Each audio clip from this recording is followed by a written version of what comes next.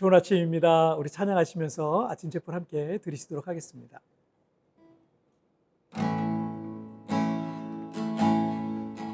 내가 누려왔던 모든 것들이 내가 지나왔던 모든 시간이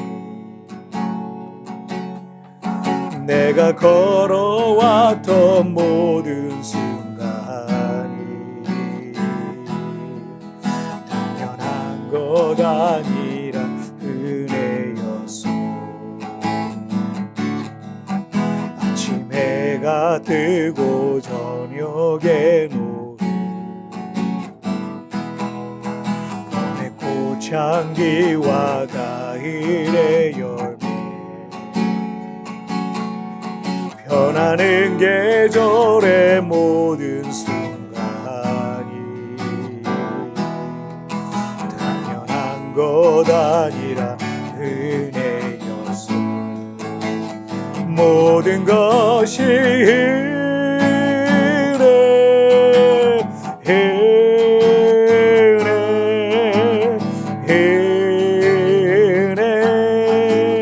한없는 은혜 내 삶에 당연한 것 하나도 없었던 것을 모든 것이 은혜였소.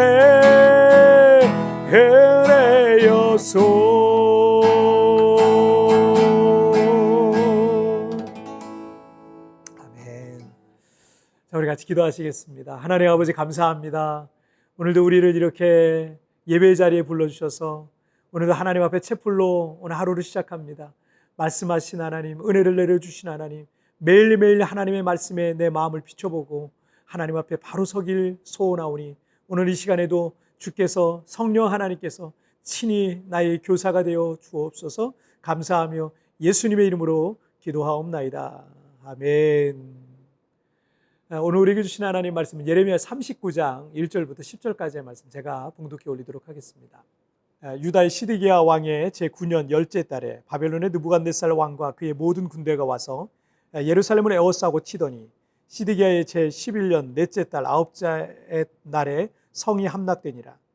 예루살렘이 함락되매 바벨론의 왕의 모든 고관이 나타나 중문에 앉으니 곧 네르갈 사레셀과 삼갈 네부와 내시장 살스기민이 네르갈 사레셀은 궁중장관이며 바벨론의 왕의 나머지 고관들도 있더라. 유다의 시드기야 왕과 모든 군사가 그들을 보고 도망하되 밤에 왕의 동산길을 따라 두 담 샘문을 통하여 성읍을 벗어나서 아라바로 갔더니 갈대인의 군대가 그들을 따라 여리고 평원에서 시드기야에게 미쳐 그를 잡아서 데리고 하마 땅 리블라에 있는 바벨론의 느부갓네살 왕에게로 올라가매 왕이 그를 신문하였더라. 바벨론의 왕이 리블라에서 시드기야의 눈앞에서 그의 아들들을 죽였고 왕이 또 유다의 모든 귀족을 죽였으며 왕이 또 시드기야의 눈을 빼게 하고 바벨론으로 옮기려고 사스를로 결박하였더라. 갈대인들이 왕궁과 백성의 집을 불사르며 예루살렘 성벽을 헐었고 사령관 느부사라단이 성중에 남아있는 백성과 또 자기에게 항복한 자와 그 외에 남은 백성을 잡아 바벨론으로 옮겼으며 사령관 느부사라단이 아무 소유가 없는 빈민을 유다 땅에 남겨두고 그날의 포도원과 밭을 그들에게 주었더라. 아멘. 예레미야 39장은 그 예루살렘의 함락과 시드기야 왕의 최후를 보여주고 있습니다. BC 588년에서 BC 586년까지 이 바벨론 제국 느부갓네살 왕의 군대는 예루살렘 성을 침공했고 결국 천혜의 요새와 같은 예루살렘 성이었지만 그 성을 함락하게 되었습니다.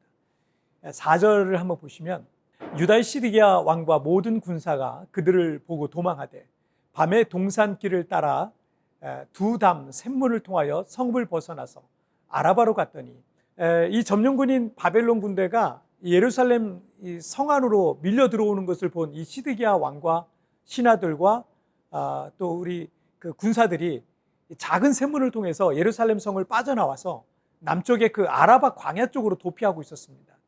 그런데 이 바벨론 군사들이 그들을 뒤쫓아서 그들을 사로잡았고 이 바벨론의 느부갓네살 왕 앞으로 이제 끌고 가서 이 시드기야 왕을 신문 했다라는 내용이 있습니다.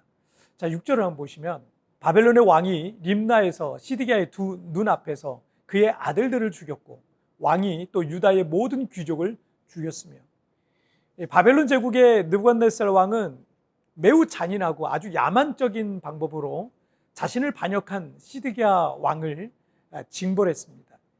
시드기야 왕의 아들들을 그가 보는 눈앞에서 처형을 했고 또 유다의 모든 귀족들도 처형했습니다. 시드기야 왕은 그 모든 모습을 지켜볼 수밖에 없었어요. 그리고 그것이 시드기야 왕이 두 눈으로 볼 수 있었던 마지막 장면, 그게 마지막 장면이에요. 자, 왜냐하면 7절을 보시면 왕이 또 시드기야의 눈을 빼게 하고 바벨론으로 옮기려고 사슬로 결박하였더라. 시드기야는 그 바벨론으로 끌려가면서 그리고 그곳에서 자신의 아들들이 처형되는 장면과 신하들이 처형되는 장면이 아마도 아무것도 볼 수 없었는데 그게 마지막 장면이잖아요. 끊임없이 잔상으로 계속 떠올랐을 거예요. 그것이 시드기야에게 준 가장 큰 벌이었을 겁니다. 고통스러운 포로 생활을 하면서 시드기야는 얼마나 많은 후회의 눈물을 흘렸을까요? 그러나 그 상황은 이제는 더 이상 돌이킬 수 없는 과거가 되어버린 겁니다. 바벨론 군대는 이 왕궁과 예루살렘 성전과 이 백성들의 집을 불태우고 또 예루살렘 성벽 사방을 다 성벽을 모두 허물어서 더 이상 유다가 독립을 한다든지 반란을 일으키지 못하도록 그라운드 제로, 아무것도 없는 상태죠. 그라운드 제로를 그냥 만들어버리고 이 모든 남아있는 백성들을 바벨론으로 포로로 잡아갔습니다. 그리고 10절에 보니까 아무 소유가 없는 빈민들, 천민들을 유다 땅에 남겨두고 그들로 땅을 경작하고 농사를 지으며 살게 했습니다. 그들은 반란을 일으킨다든지 독립운동을 한다든지 그럴 가능성이 전혀 없는 사람들이었기 때문입니다. 해발 800m 고지에 있었던 천혜의 요새 예루살렘은 이스라엘 사람들에게는 큰 자랑과 자부심이었던 상징적인 곳입니다. 지금부터 2500년 전 당시에 그런 웅장한 건축물은 흔히 볼 수 있는 게 아니었고 무엇보다도 그곳에는 하나님의 성전이 있었고 이스라엘 사람들에게는 그들이 하나님의 선민으로서 하나님의 백성이라는 증거이기도 했습니다. 예루살렘 자체가. 때문에 하나님의 돌보심과 보호가 있을 것이라고 생각했고요.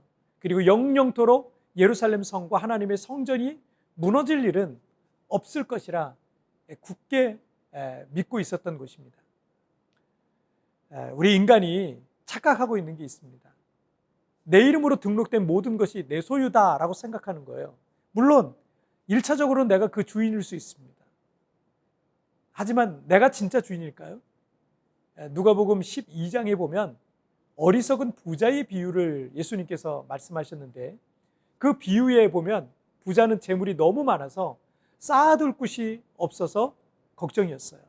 그리고 이렇게 말하죠. 내가 곡식 쌓아둘 곳이 없으니 내가 이렇게 하리라. 내 곡간을 더 크게 짓고 내 모든 곡식과 내 물건을 그렇게 말하지만 하나님께서는 뭐라고 말씀하세요? 어리석은 자여 오늘 밤에 내 영혼을 도로 찾으리니 그러면 내 준비한 것이 누구의 것이 되겠느냐.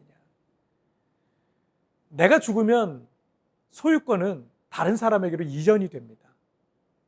그 사람은 나의 가족일 수도 있겠지만 자녀일 수도 있겠지만 나와 전혀 관계없는 사람이 내 소유를 다 가지게 될 수도 있는 거예요. 내가 그걸 어떻게 알겠습니까? 다윗 왕은 역대상 29장 11절에서 여호와의 위대하심과 권능과 영광과 승리와 위엄이 다 주께 속하였사오니 천지에 있는 것이 다 주의 것이로소이다 라고 고백했어요. 그리고 29장 14절에서는 모든 것이 주께로 말미암아 싸우니 우리가 주의 손에서 받은 것으로 주께 드렸을 뿐이니이다 라고 고백했습니다. 그러니까 다윗 왕은 모든 것의 진정한 주인은 하나님이시고 우리에게 있는 소유는 주님께로부터 잠깐 위임받은 것뿐이다라는 거예요. 그래서 나는 모든 것에 물질의 청지기로서의 고백을 했던 거죠. 시드기야 왕도 이 바벨론의 예루살렘 침공 전까지만 그때만 해도 자신이 유다 왕국의 왕이니까 모든 게 자기 거라고 믿고 있었을 겁니다. 하지만 그게 착각이었던 거죠. 오늘 밤이라도 주님께서 그의 생명을 거두면 그 소유권은 다른 사람에게 이전이 되는 거예요. 제가 인생을 뭐 길게 산 건 아니고 아직 나이도 그리 많지는 않지만 지금까지 살아오면서 내 것이라고 생각했던 게 나중에 보면 내 것이 아닐 수 있다라는 것을 참 많이 느끼며 살게 됩니다. 물질도 그렇죠. 여러분 건강도 그렇지 않습니까? 내 능력도 매일 숨을 쉬며 쉬는 것도 하나님께서 은혜를 베풀지 않으시면 내 소유가 아니었습니다. 하나님의 은혜가 아닌 게 없더라고요.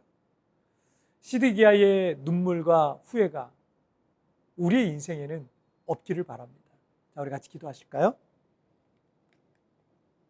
살아계신 하나님 아버지 감사합니다. 오늘도 이렇게 하나님 앞에 믿음으로 주님을 예배하며 하루를 시작합니다. 하나님의 말씀과 은혜가 내 마음에 새겨지되 특별히 오늘 시드기야의 모든 소유라고 했던 것, 모든 자랑이라고 했던 것들이 그 소유권이 이전되는 모습을 보게 됩니다. 우리가 인생을 살면서 내 거라고 생각했던 게 나중에 알고 보면 내게 아닐 수도 있다라는 그 소유권이 언제든지 옮겨질 수 있다라는 물질뿐만 아니라 건강도 그렇고 능력도 그렇고 위치도 그렇고 내 모든 것들이 내게 아무것도 없으며 모든 것이 하나님의 은혜라는 사실을 우리가 항상 기억하면서 날마다 하나님 앞에 겸손하게 주의 말씀대로 순종하며 믿음으로 삶을 살아내고 하나님께서 내게 무엇을 맡기시든지 그 맡기신 것을 정말 하나님의 뜻대로 잘 사용할 수 있는 저의 삶이 되게 하여 주옵소서. 오늘도 하나님 내가 가는 곳 어디나 우리 주님 나를 붙잡아 주시고 동행해 주시기를 원하며 이 모든 말씀 우리 주님 예수님의 이름으로 기도하옵나이다. 아멘. 여러분 뒤편에 나오는 오늘의 묵상 보시면서 개인적으로 묵상하시고요. 짧게라도 뜨겁게 기도하시면서 오늘 하루 주님과 동행하시기 바랍니다. 내일 우리 굿모닝 치프에서 뵙겠습니다. 여러분 승리하세요. 물질도 건강도 능력도 매일 숨을 쉬는 것도 하나님께서 은혜를 베풀지 않으시면 내 소유가 아니었습니다. 하나님의 은혜가 아닌 것이 없습니다. 내게 주시고 맡기신 것들이 무엇인지 묵상해 봅시다.